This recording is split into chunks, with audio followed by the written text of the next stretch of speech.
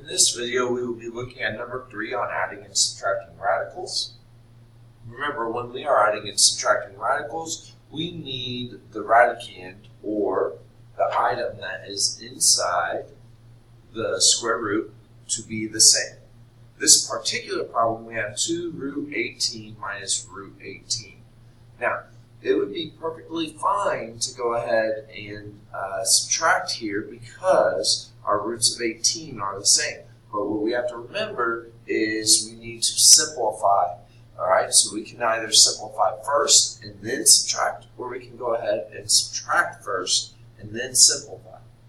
In this case, since it's both root 18s, 2 root 18 minus 1 root 18 is the root of 18. Again, this is not the most simplified answer, so we need to break this apart. The root of 18 breaks into 9 and 2.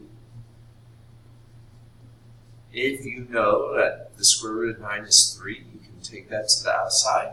If you do not, what we're now going to do is find that we have a group of 2 3's, so when we square root this particular problem, we get 1 3 on the outside, and then the square root of 2 remains on the inside, so our right hand is now 2. So we get 3 root 2.